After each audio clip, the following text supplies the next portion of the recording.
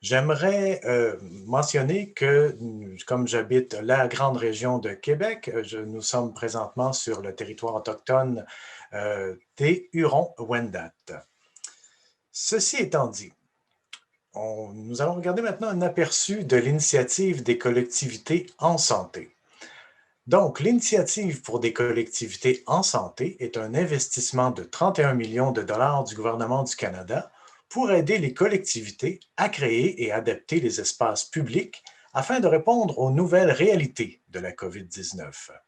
Le financement peut être utilisé le financement peut être utilisé pour adapter les espaces publics ou des programmes ou des services qui répondent à la COVID-19 et qui servent le public ou une communauté touchée de façon disproportionnée par la COVID-19.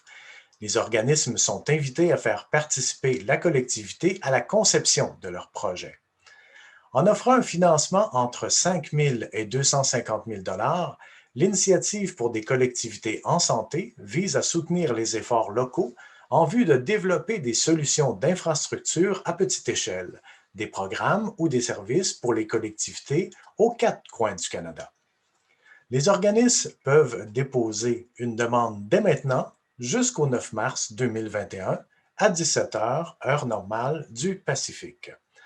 Visitez initiative pour des collectivités en santé.ca afin de savoir comment déposer une demande et d'explorer les ressources pour les demandeurs.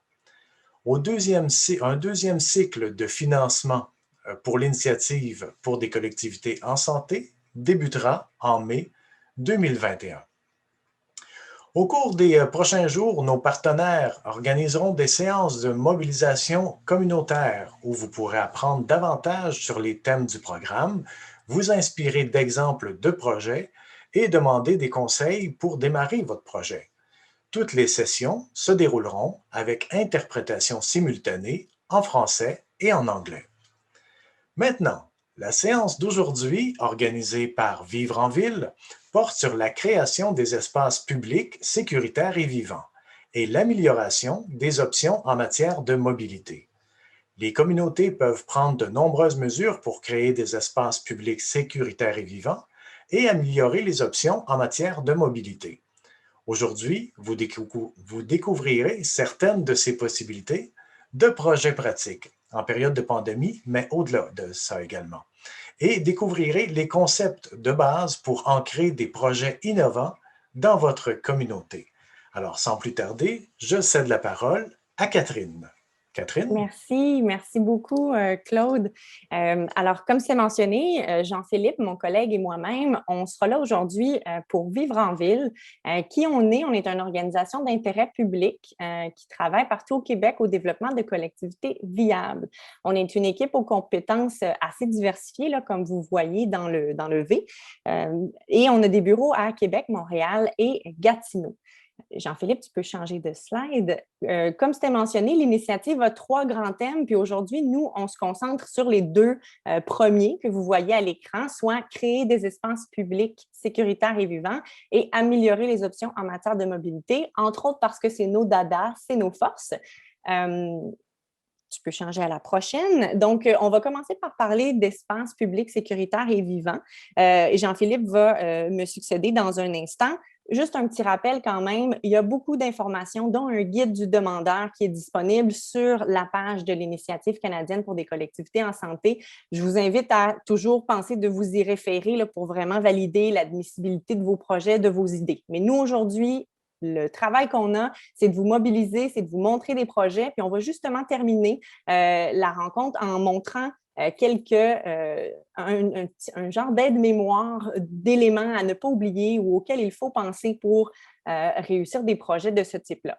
Si tu veux changer de slide, Jean-Philippe, merci. Dans le fond, deux concepts. Le premier, espace public, rue. On veut que vous ayez ça en tête pendant qu'on va présenter. Tout ce qu'on essaie de vous présenter aujourd'hui, ça a un rapport avec l'espace public. Et pour nous, ça inclut aussi, évidemment, la rue. C'est un de nos sujets là, sur lesquels on se penche beaucoup. Donc, d'avoir un peu cette idée là, que ce qu'on vous présente aujourd'hui, ça se concentre sur ce lieu-là sur lequel on a beaucoup à faire et beaucoup de potentiel d'action à poser. Ce sont les espaces publics. Prochaine slide. Deuxième grand thème à garder en tête aujourd'hui dans tout ce qu'on présente, on le fait dans une posture de placemaking. Fait que soit l'idée d'une démarche qui est ancrée dans la co-création, puis qui vise l'appropriation, mais aussi la réappropriation, puis le façonnement de l'espace public par les communautés, puis à leur image.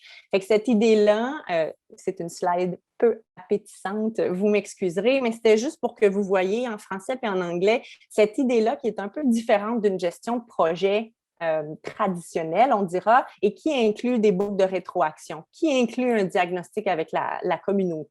Je vous laisse sur ces deux idées. On peut passer à la prochaine slide. C'est juste un avant-goût, une mise en bouche. On va vous présenter quelques autres outils plus tard, là, dans la deuxième partie de la présentation. Mais c'est juste pour que vous sachiez qu'il y a beaucoup d'outils en ligne, puis on va lister des URL, des sources pour que vous ayez accès à des aides-mémoires du genre de cette boucle-là, qui est accessible en anglais aussi via Project for Public Spaces, mais où on essaie d'avoir plusieurs thèmes à garder en tête quand on réfléchit à un espace public. Il y en a sûrement d'autres, vous en avez peut-être d'autres personnalisés à votre réalité, mais juste pour que vous ayez en tête, là, on va y revenir, mais il y a des grandes idées comme ça, des aides-mémoires du genre là, que vous pourrez aller consulter après notre présentation d'aujourd'hui. Sans plus tarder, Jean-Philippe, je te céderai la parole pour la suite.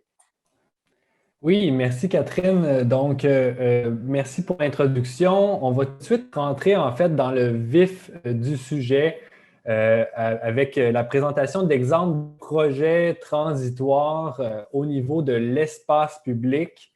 Donc, les aménagements qu'on peut faire rapidement sur l'espace public, justement pour répondre aux nouvelles, pas nécessairement aux nouvelles, mais aux nouveaux défis que la pandémie nous offre en ce moment. En fait, pas nous offre, là, mais auxquels on est confronté. Donc, on va faire le tour d'abord de différents types d'appropriation de l'espace public rapidement ensemble. Donc, on a un premier type qui est la réappropriation de parvis d'église.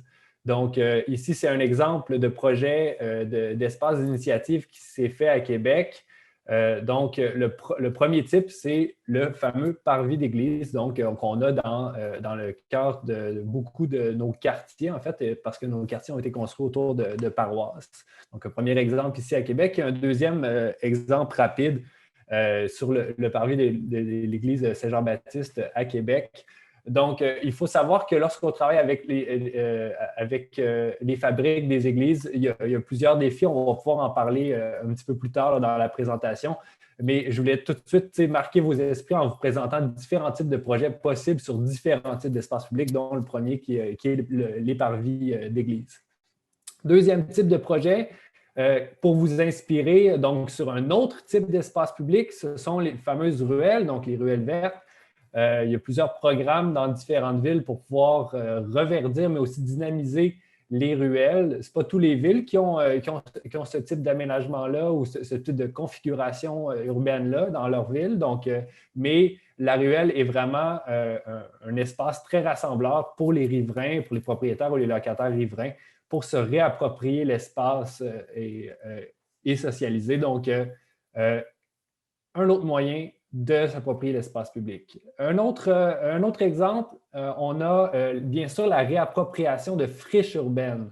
Là, c'est un exemple qui est assez éclatant, là, donc du village au pied du courant, de la Pépinière, qui a fait plusieurs éditions, mais là où on s'est réapproprié un stationnement en fait, c'était un ancien dépôt à neige sur le bord du fleuve Saint-Laurent, près du pont Jacques-Cartier, où on l'a transformé carrément en plage urbaine.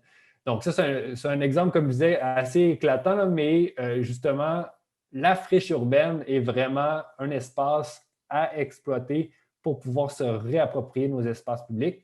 Et d'autant plus en pandémie. Un autre exemple, en fait, là, pour vous aider, même des gens qui sont dans la région de Montréal, il y a même des organismes qui se sont donnés comme mission d'aider les organismes et les citoyens à se réapproprier les friches urbaines et les cartographier aussi, là, entre autres. Donc, c'est l'exemple ici de l'organisme Land qui est actif principalement à Montréal. D'autres exemples d'appropriation de l'espace public, il y a, ça peut se faire par le biais de potagers urbains, donc de projets nourriciers, si on veut. Souvent, ça peut être des éléments qui sont intégrés dans d'autres projets d'espace public ou ça peut être des projets qui vivent en eux-mêmes. Donc, toute l'idée du potager urbain, de la forêt nourricière en milieu urbain est vraiment un moyen super intéressant de s'approprier l'espace public. Bien sûr, dans l'exemple de Philadelphie, il y a une fameuse murale, c'est l'appropriation de l'espace public par l'art aussi est encouragée par le programme. Donc, il ne faut pas hésiter à être créatif lorsque vous proposez vos projets. Un autre élément très important, en fait, lorsqu'on parle d'espace public, c'est l'appropriation des saisons et en particulier l'hiver dans notre quotidien. Donc ici, c'est un exemple du laboratoire d'hiver qui a été développé par 3 organismes, soit la Pépinière, Rue Principale et Vivre en Ville, qui a justement pour objectif de repenser en fait notre rapport aux saisons et à l'hiver au quotidien. Donc, comment on se réapproprie l'hiver par le jeu, comment on se réapproprie l'hiver dans notre vie de tous les jours. Donc, c'est les grandes questions que se pose le laboratoire d'hiver. D'autres exemples d'hiver, pour répondre justement à cet hiver du quotidien-là, c'est les stations chaleureuses à Québec. Donc, 25 stations qui ont été aménagées cet hiver dans la ville. Et on a le penchant aussi à Montréal qui a été mis en place, donc avec les stations hivernales qui intègrent un volet beaucoup plus art public aussi et installation architecturale, ce qui est aussi une possibilité pour la présentation de projets, je crois, dans le présent appel à projet. Ensuite, une autre manière de s'approprier l'espace public, c'est par le biais de la revalorisation de places publiques qui étaient déjà existantes, mais qui sont sous-utilisées. Donc, ça, c'est un exemple devant une bibliothèque à Québec et un autre exemple devant une autre bibliothèque à Québec. Tout ce qui est revalorisation ou se donner en fait les outils pour repenser un espace public qui est déjà présent ou qui s'en vient. Donc, c'est vraiment au cœur d'une démarche transitoire pour l'espace public. On s'en va tranquillement vers la rue, là, donc, et le lien avec la mobilité active avec cette série d'exemples-là. Donc, d'autres exemples d'appropriation de l'espace public pour revaloriser cette fois-ci une rue principale. Donc, ici, c'est un exemple à Québec, dans le quartier Limoilou, sur la 3e avenue, qui est une rue principale importante, où on a mis en place, en fait, un projet d'espace public, mais aussi des mesures pour augmenter la mobilité active, en fait, sur la rue. Donc, ça fait un lien un peu avec la deuxième partie de ma présentation, mais voici, en fait, le projet qui avait été proposé en mode transitoire, donc en mode temporaire, pour pouvoir éventuellement donner des idées pour un projet permanent qui a été inauguré il y a de ça quelques années. Donc, vraiment, on a repris les idées, on a permis à ce projet-là de devenir un projet structurant et permanent dans l'espace public. D'autres exemples de revalorisation transitoire dans l'espace public pour la revalorisation de rues principales. Donc, ça, c'est l'exemple de la placette Cartier à Québec, la placette Saint-Sauveur aussi sur la rue Saint-Vallier. Donc, ce sont des petites interventions, mais qui permettent de marquer le quotidien et aussi des différentes séquences sur une rue principale. Donc, c'est énormément important. Ce sont des petits projets qui ne sont pas immenses, mais qui peuvent avoir un caractère structurant lorsque bien organisés sur une rue principale. Donc, d'autres exemples ici au Nouveau-Brunswick, donc à Campbellton, sur le Andrew Street, où justement des citoyens et la municipalité se sont mis ensemble pour pouvoir retrancher des voies de circulation et mettre en valeur leur rue principale, qui est la rue Andrew. Un autre pan, en fait, de l'espace public sur lequel on peut agir, ce sont aussi les stationnements, donc les stationnements à la fois de surface, avec ici l'exemple de l'Oasis Saint-Vallier de la Nature Québec, et le stationnement sur rue, avec toutes les idées des placotoirs. Donc, ça, c'est un exemple à Québec. Il y a plusieurs exemples dans plusieurs autres villes, dont à Montréal, et on y reviendra plus tard, mais même Montréal a produit un guide sur comment mettre en place ce type d'aménagement-là dans l'espace public pour prendre plus de place sur le stationnement. Donc, ça me mène à la deuxième partie. Donc là, on vient de parler d'exemples au niveau de l'espace public, mais l'espace public, c'est aussi la rue. Donc, on va passer au deuxième volet de type de projet sur lequel vous pouvez appliquer, qui, eux vont prioriser la mobilité active et vont renforcer la mobilité active pour permettre, en fait, en temps de pandémie, de permettre aux piétons, mais aussi aux cyclistes et aux personnes les plus vulnérables de mieux circuler dans notre ville. Donc, plusieurs projets comme ça, je vais commencer avec un exemple, en fait, là, de comment pourrait fonctionner un projet transitoire sur l'espace public qui est la rue, donc pour augmenter la mobilité active. Voici un exemple d'une rue principale actuelle. Donc, on a une emprise large, une chaussée assez large, une intersection complexe, mais surtout des trottoirs qui ne sont pas assez larges pour respecter la distanciation physique de 2 mètres de manière sécuritaire pour tous les usagers. Ensuite, voici une rue principale ou en fait un morceau de rue principale idéal pour la mobilité active. C'est-à-dire qu'on aurait réduit au minimum l'espace pour les automobiles et on aurait redonné énormément d'espace pour la mobilité active au niveau des trottoirs. On propose, par exemple, une intersection surélevée pour donner la priorité, mais aussi faciliter le déplacement des piétons et des cyclistes. Ça, c'est la situation idéale. Mais lorsqu'on parle d'aménagement transitoire, il y a moyen de trouver des manières simples, efficaces, mais aussi rapides pour agir et démontrer que ce type de changements-là sont possibles à faire dans l'espace public. Donc, on parle de trottoirs temporaires, de bacs de plantation, de bollards et de marquage ou des voies cyclables temporaires. Ce sont les mesures principales qu'on va utiliser pour faire des changements dans l'espace public pour favoriser la mobilité active, donc les piétons et nos cyclistes. On va revoir ces mesures-là rapidement dans les autres slides.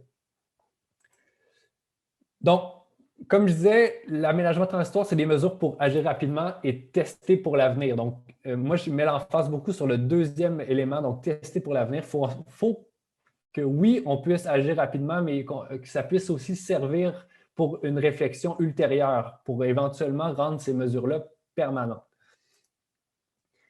Ensuite, bien sûr, une démarche transitoire, on va le tester quelque temps, donc une saison ou sur différentes phases, sur plusieurs saisons, pour éventuellement, comme je disais, concrétiser le projet. Ça, c'est l'exemple de la rue Père-Marquette à Québec où on a mis des mesures d'apaisement de la circulation pour favoriser la mobilité active qui se sont avérées, donc qui sont devenues un projet permanent par la suite à travers les années. À garder en tête, il faut imaginer des interventions qui peuvent être plus artisanales ou qui utilisent les moyens qui sont disponibles dans vos communautés, donc qui sont disponibles localement. Puis lorsque je dis ça, au Canada, on est un pays où on a l'hiver, donc pourquoi pas l'utiliser? Donc, une autre suggestion qu'on peut faire, c'est utiliser la neige comme moyen pour démontrer que l'espace disponible pour les piétons et tout l'espace, en fait, qui est disponible pour les piétons et les cyclistes sur la rue, mais qui finalement est un peu sous-utilisé. Donc, c'est l'exemple des snake downs ici ou des saillies enneigées qu'on peut utiliser. Les exemples de mesures transitoires, rapidement, comme je l'ai dit, donc on a parlé de trottoirs temporaires surélevés. Les trottoirs temporaires surélevés, ici, on a un exemple sur la rue Argyle à Halifax, un projet qui est très intéressant où on a carrément mis en place des trottoirs surélevés avec des moyens très simples, donc du bois et du pavé qui étaient déjà disponibles au niveau des garages municipaux pour redonner plus de place aux piétons et travailler la rue principale. Ensuite, utiliser les bollards et le marquage. Ce sont des éléments qui sont très simples à mettre en place, mais qui sont très efficaces sur la rue.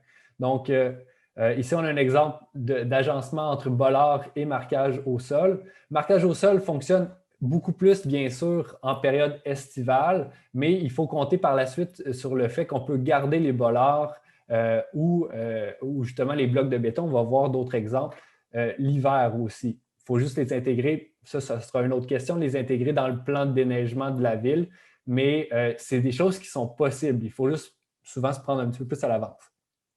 Donc, un autre exemple de bollard et de marquage ici à Montréal sur la rue Shamrock.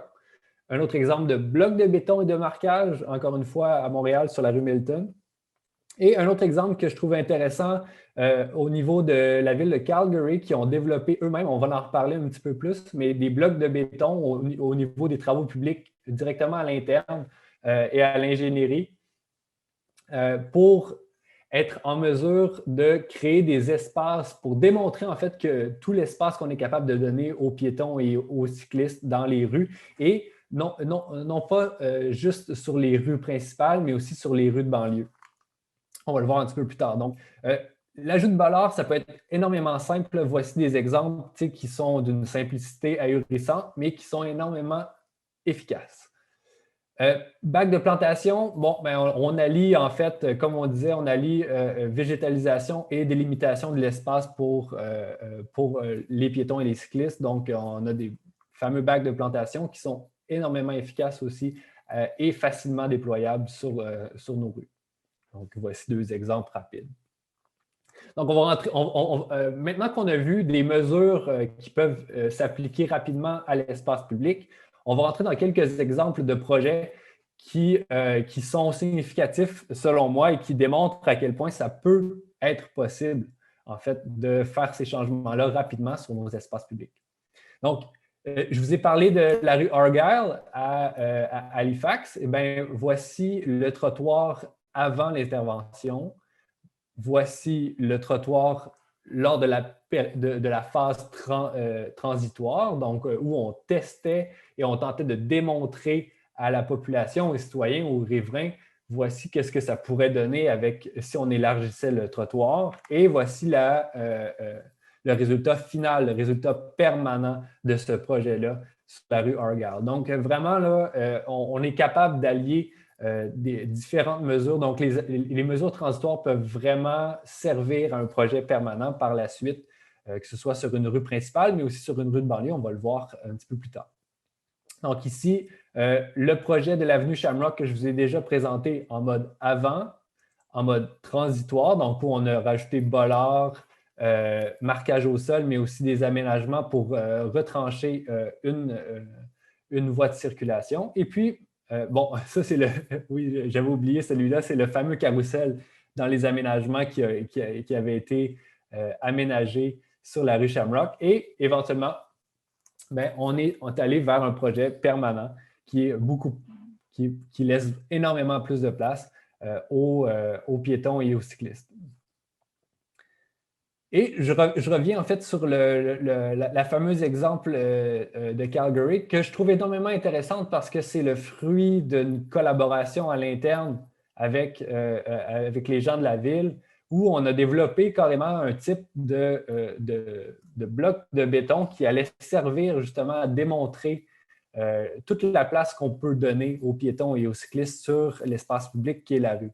Et je vous parlais d'un exemple en banlieue, bien, la voici, donc c'est l'avenue Child où on peut voir, on est dans un quartier résidentiel de banlieue où l'espace est donné énormément à l'automobile et par le fait des mesures transitoires, bien, on est capable de démontrer à quel point on est capable d'aller chercher de l'espace pour, oui, les piétons et les cyclistes, mais aussi pour de la végétalisation future et ce qui a donné un projet permanent qui, en effet, redonne de l'espace et vient retravailler la trame de rue pour la rendre aussi beaucoup plus sécuritaire. L'intersection que je viens de vous montrer aussi était énormément dangereuse parce qu'elle était beaucoup trop large et beaucoup trop asphaltée.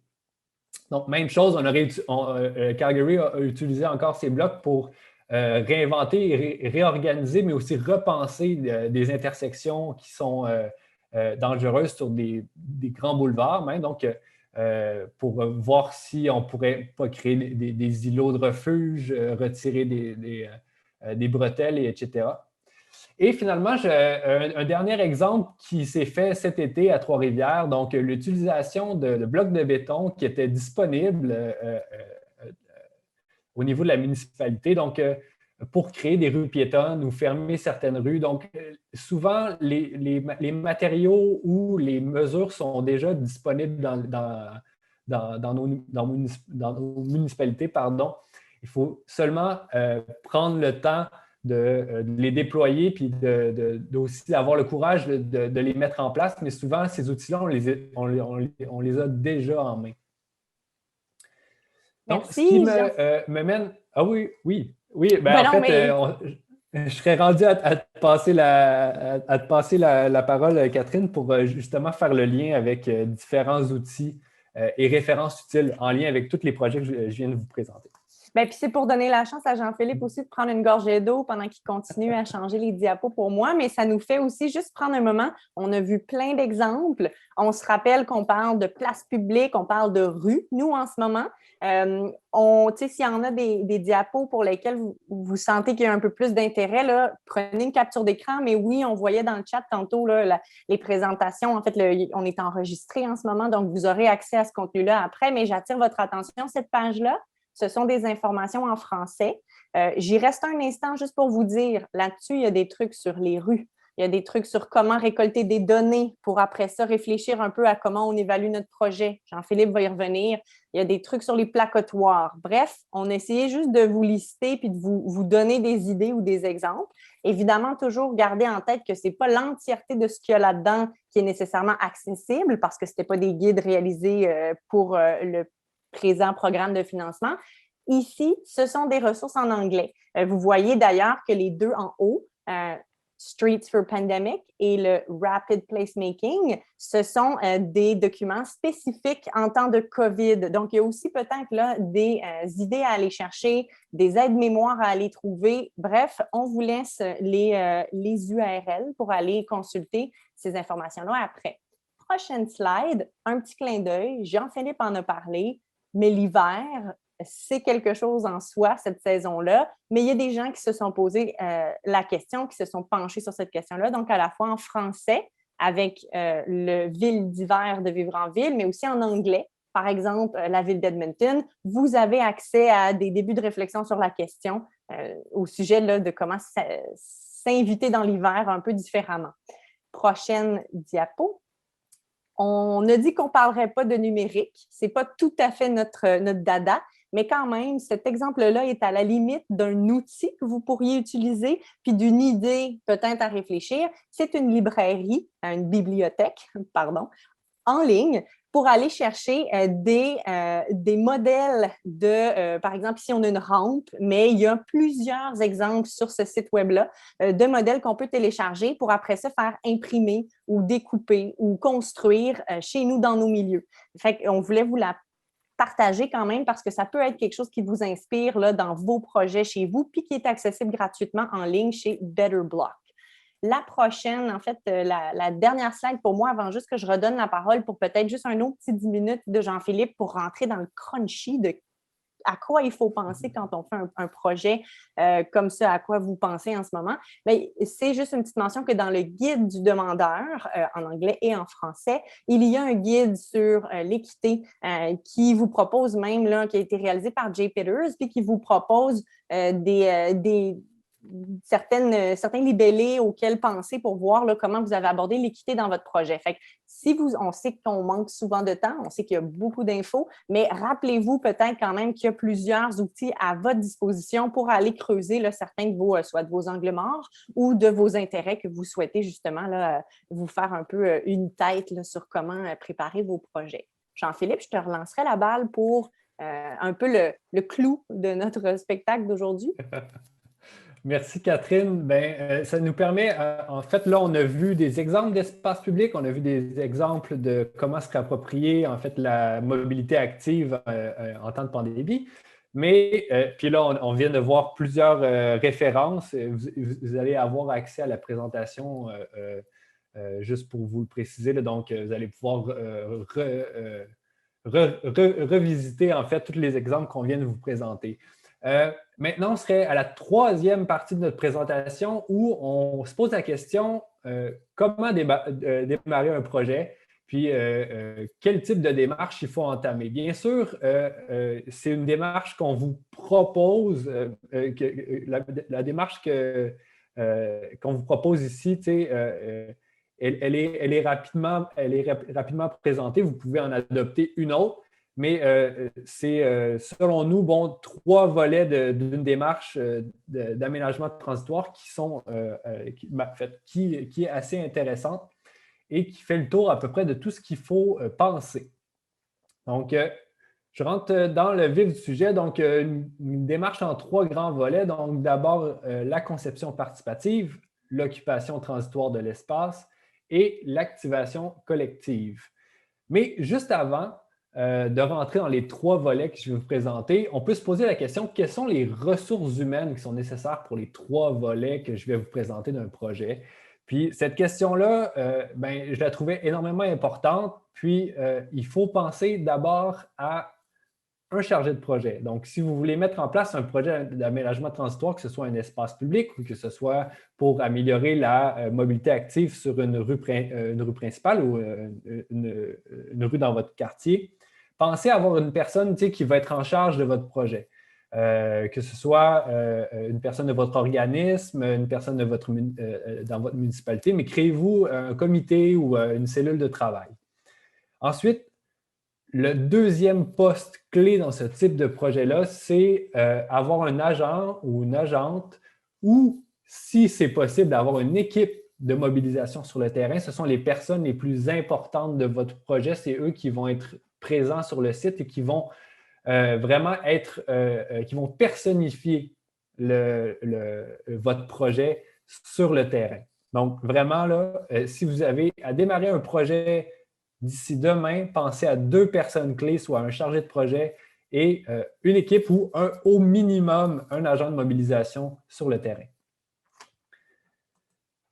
Donc, on va rentrer dans le premier volet de la démarche, puis on va pouvoir descendre tout ça. Donc, la manière qu'on va fonctionner rapidement, je vais vous présenter les différents volets et les différents éléments qui, selon nous, sont des éléments clés pour mettre en place ce type de projet d'aménagement transitoire-là.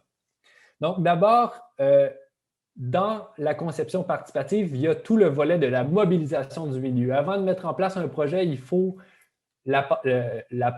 penser ce projet-là. Donc, penser à mettre en place des activités d'idéation et de mobilisation du milieu, à savoir, qu'est-ce qu'on devrait faire comme projet? Bien sûr, ça peut prendre la forme justement de tables de discussion, de World Café, mais ça peut aussi être des rencontres qui sont directement sur le site si vous avez déjà un site envisagé, ce qui permet vraiment de mieux s'imprégner des problématiques qu'on a sur le site et aussi de mobiliser les citoyens dans leur milieu ou juste à côté de chez eux.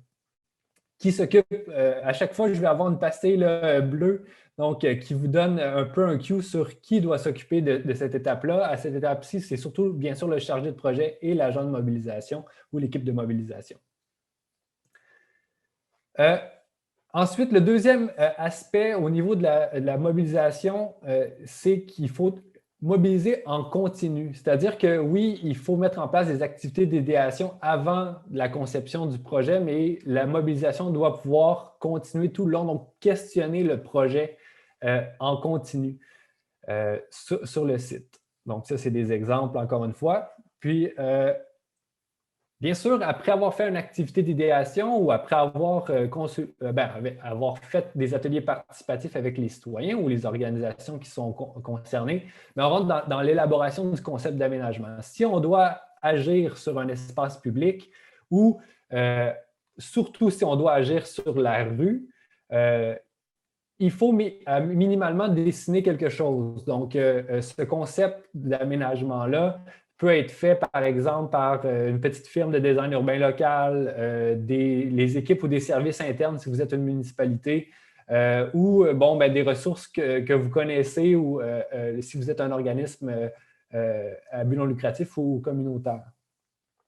Ensuite, bien sûr, les esquisses que vous allez produire, elles peuvent être élaborées comme elles peuvent être très simples, mais il faut être en mesure de montrer l'idée. Puis souvent, l'image que vous allez créer, ça va être celle que vous allez être capable de pouvoir aussi publier dans votre démarche de communication, par exemple, pour mobiliser d'autres organismes ou présenter à votre municipalité ou à d'autres bailleurs de fonds si vous en avez besoin.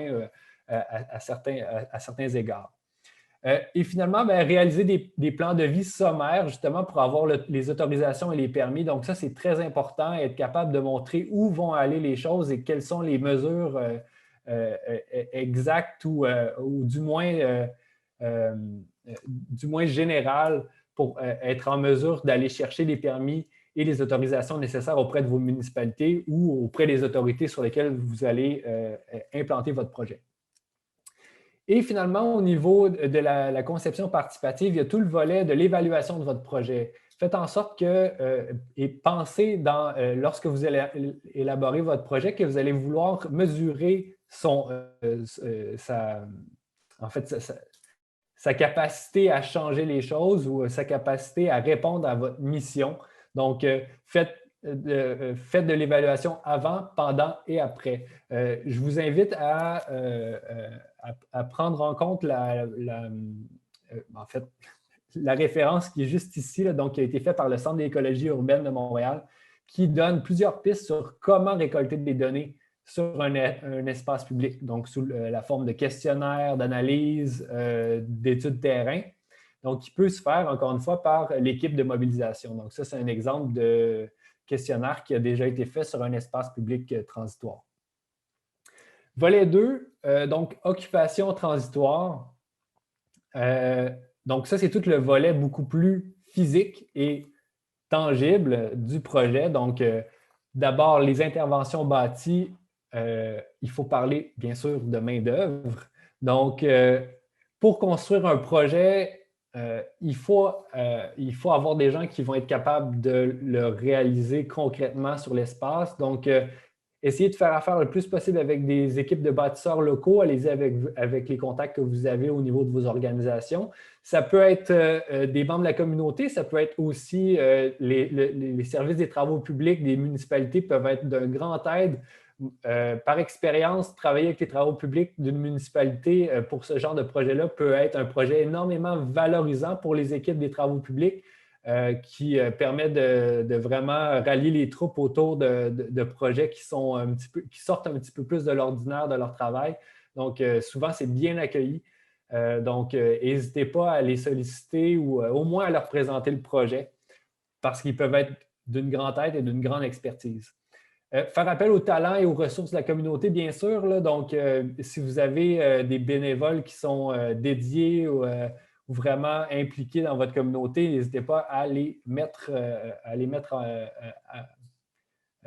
faire participer. Pardon, je cherche mes mots. Donc, ça, c'est des exemples.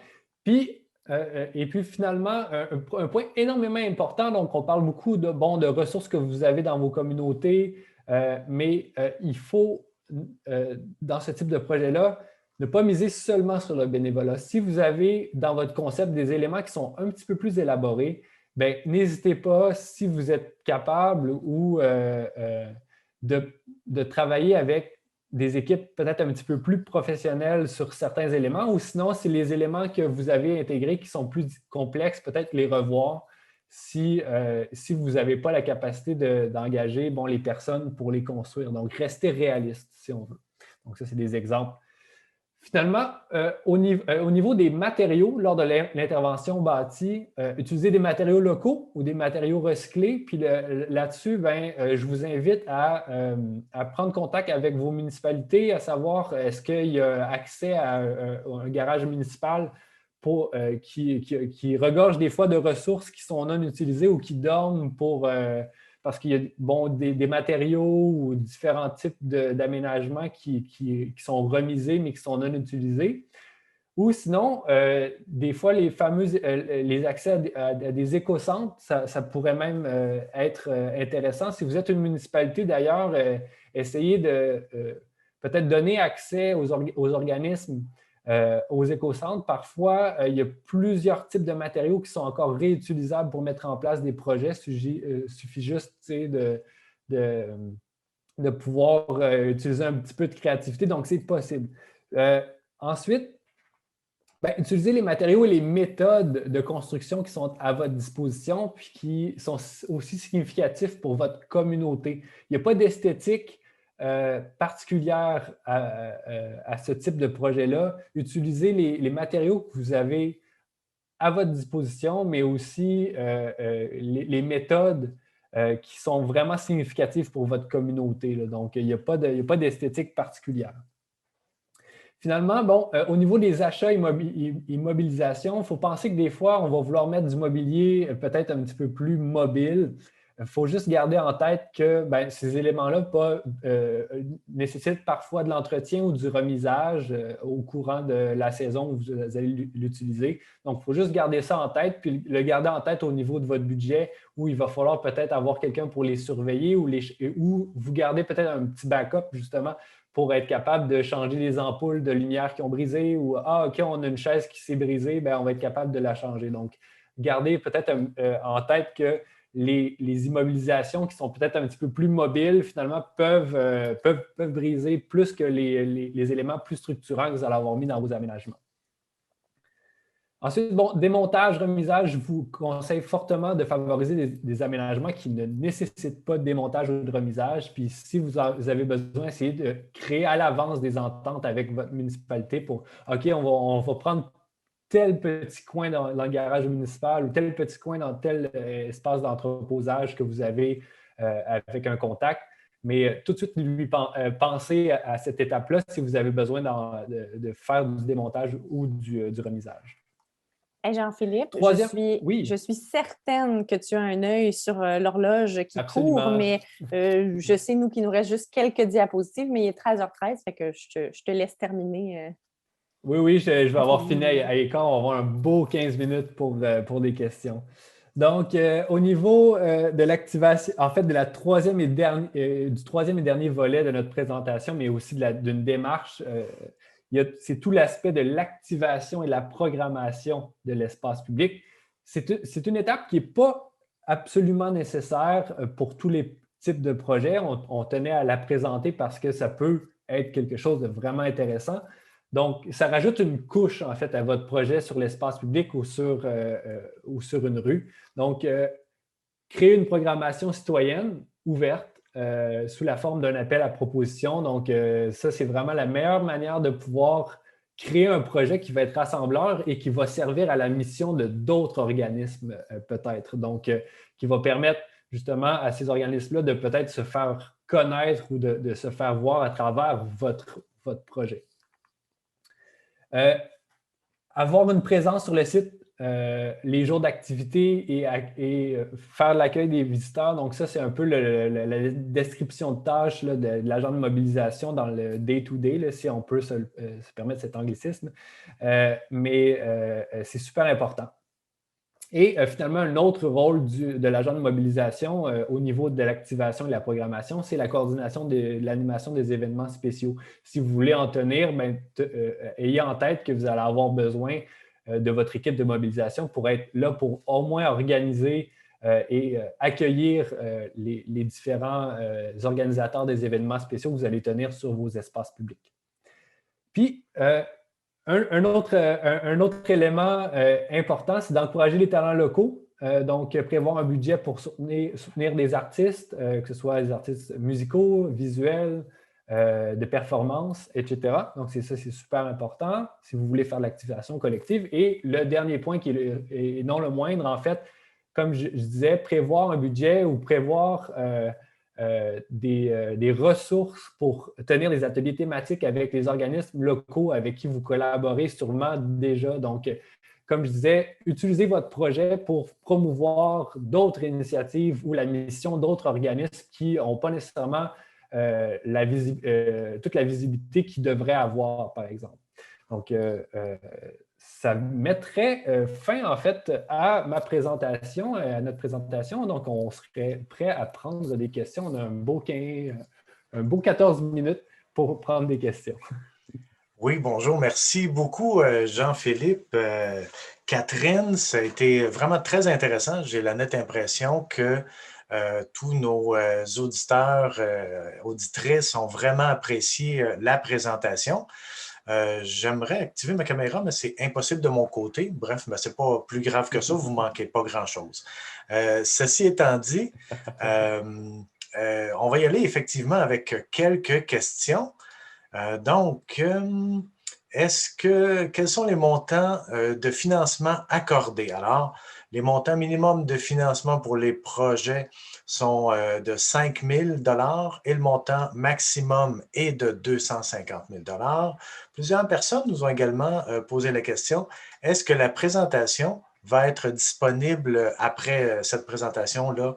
Oui, sur le site de Fondation communautaire du Canada, à communityfoundations.ca, /past event, mais vous allez le trouver facilement sur le site de Fondation communautaire du Canada. On a une autre question, mais je tiens à remercier d'entrée de jeu nos collègues Sally et Jacqueline qui ont fait vraiment un travail exceptionnel pour répondre à plusieurs questions via le chat. Donc, plusieurs questions ont trouvé réponse. Qu'est-ce qui doit être inclus dans mon budget? Alors, les demandeurs doivent soumettre un budget indiquant les dépenses admissibles pour leur projet. Veuillez vous assurer que votre budget couvre le plein montant du financement, donc le plein montant de financement que vous avez demandé.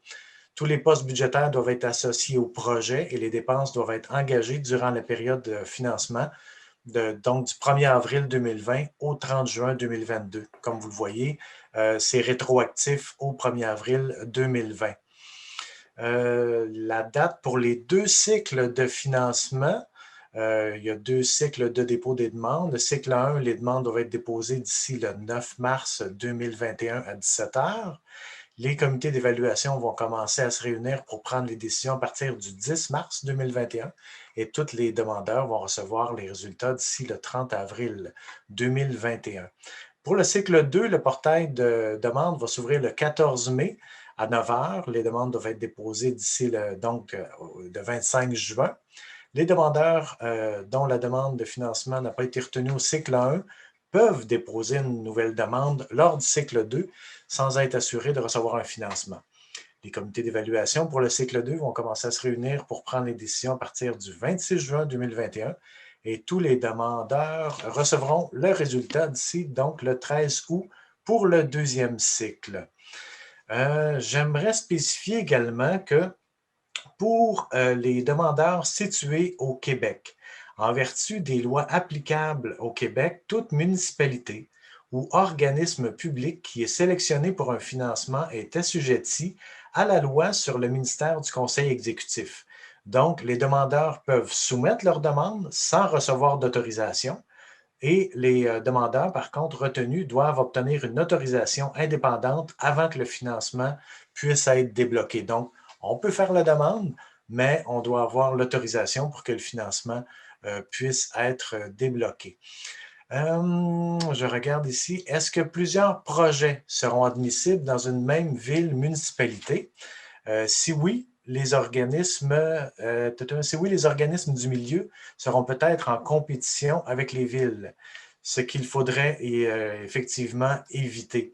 Peut-être, je passerai la parole à ma collègue Sally. Est-ce que tu voudrais ajouter quelque chose là-dessus, Sally?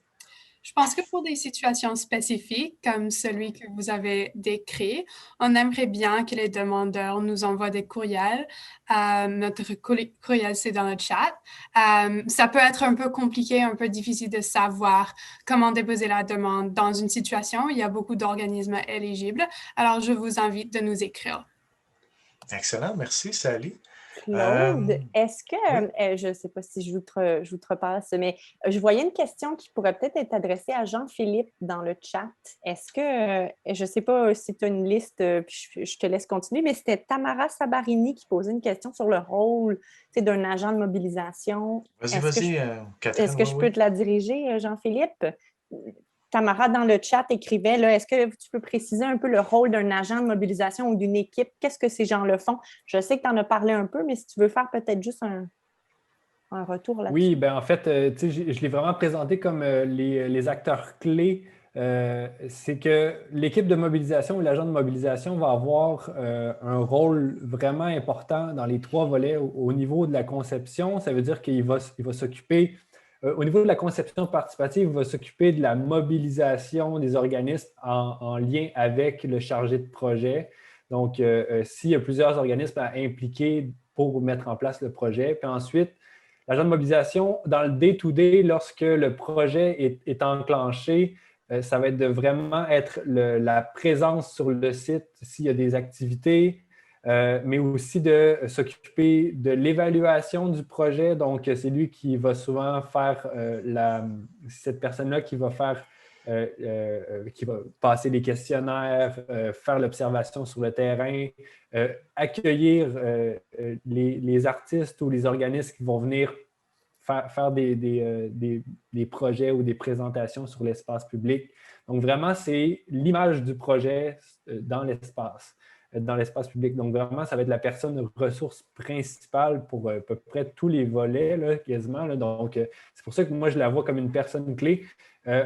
On pourrait reparler, en fait, on pourrait rentrer dans le détail de leur, du rôle de cette équipe-là ou de cette personne-là dans chacune des étapes, mais je vous dirais qu'elle est impliquée dans chacune d'elles vraiment, là, surtout au niveau de la mobilisation des organismes. Garder les gens, ben, l'aspect mobilisation en continu, c'est vraiment la mission première de l'agent de mobilisation. C'est de dire que ben, tu gardes les organismes avec qui tu travailles, mais aussi les citoyens qui vont, occuper l'espace public que vous allez avoir créé. Qui vont rester mobilisés, qui vont connaître le projet, qui vont avoir l'information requise aussi pour bien l'utiliser. Donc, vraiment, c'est un travail qui est en continu. Puis, c'est vraiment la paire la plus importante, le chargé de projet et l'agent de mobilisation. Excellent, merci beaucoup, Jean-Philippe. Je vais continuer avec vous, Jean-Philippe. Oui.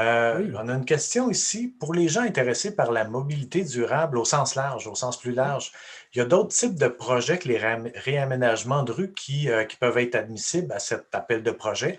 Alors, la question de quel autre type de projet est-ce qu'on peut parler?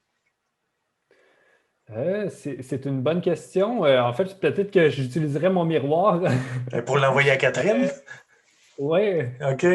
Mais puis je sais qu'il y avait des gens dans le chat, puis là, c'est moi qui n'ai pas trop certaine. Ces gens-là sont issus soit de quelle fondation locale ou quoi que ce soit, mais je sais qu'il y a des gens des fondations qui vont pouvoir répondre. Mais j'aurais envie de vous référer. C'est sûr que nous, on peut vous parler de mobilité durable en général, mais le guide est très éloquent quand même, là, notamment à partir de la page 8. Je suis sur le guide en français de tous les exemples de projets d'amélioration de mobilité. Fait que c'est sûr que nous, on s'est focusé en bon français sur ce que nous, sur quoi nous, on travaille. Mais là-dedans, il y a créer des installations hivernales accessibles qui augmentent le confort des usagers, créer une installation artistique à une intersection. Bref, ça donne quand même beaucoup d'idées. Là. Il y a plusieurs points de forme dans le guide du demandeur. Fait que peut-être que je laisserai les collègues aux fondations s'ils veulent compléter. Sally, peut-être de ton côté? Désolée, il y a du bruit dans l'arrière-plan, alors je n'ai pas pu entendre la question. Est-ce que vous pouvez brièvement me la répéter? Oui, simplement à savoir, est-ce qu'il y a d'autres exemples, si on veut, de projets autres que les réaménagements de route qu'on pourrait, de chemins de route qu'on pourrait trouver? Je dirais de lire le guide du demandeur. Il y a plein d'exemples de projets éligibles. Alors oui, le réaménagement des routes, par exemple des installations publiques dans les parcs, mettre de la Wi-Fi dans les parcs publics ou dans des zones publiques. Ce sont tous des projets admissibles qui concernent le public. Excellent. Sally, je vais rester avec vous, si vous permettez. On a une question ici, juste une petite question. Est-ce que nous devons avoir les plans conceptuels complets à soumettre avant la demande? Bonne question. Non, pas forcément, mais c'est suggéré. Pour avoir une demande forte, on aimerait voir les plus d'informations que possible. Alors, si vous pouvez joindre des documents comme ceci dans votre demande, c'est excellent. C'est pas 100% nécessaire afin de déposer votre demande, mais on aimerait vraiment voir le plus d'informations possible. Excellent. Merci, Sally. Puis, je vais faire du Je peux, pouce. Claude, Ah oui, Michel, oui, allez. je peux ajouter un petit peu. Bonjour tout le monde, je suis Michel. Excuse mon français, première. Il doit nous démontrer un petit peu de recherche pour les permis, juste pour que on peut avoir le plus fort chance de vraiment voir comment le projet pourra se déposer. Et aussi, il faut que tu démontres que tu as le permis à un certain point du process. Alors, si un permis est besoin, on a besoin de l'avoir avant que l'argent s'enroule.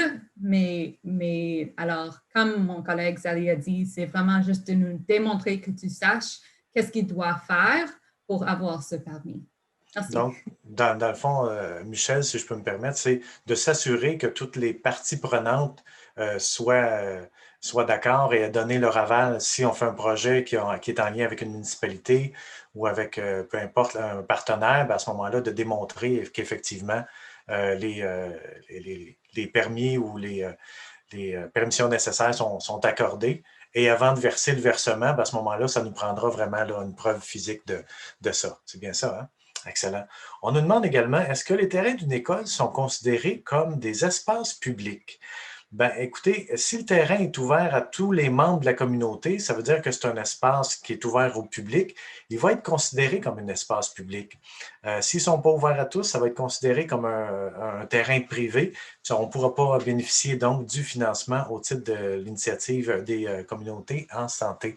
On demandait également quelle est la proportion, quel est le pourcentage du financement qui peut être fait. Le financement peut aller jusqu'à 100% si on prouve que la demande est vraiment en lien avec les efforts pour la COVID et vraiment en lien avec le projet. Donc, effectivement, oui, ça peut aller donc jusqu'à 100%. Écoutez, on espère sincèrement avoir répondu à toutes vos questions, interrogations. Vous gênez pas, allez visiter le site de Fondation communautaire du Canada si vous voulez avoir plus ample information. On vous invite à compléter ces 2 petites questions avant que vous nous quittiez, ce qui va nous aider justement à assurer à nous améliorer dans nos présentations. Et puis, on espère que cette présentation vous a plu. Je tiens à remercier donc Catherine et Jean-Philippe de Vivre en Ville, Michel et Sally Jacqueline de Fondation communautaire du Canada. Alors, je vous remercie beaucoup à tous et à toutes et je vous dis bonne journée et bon succès.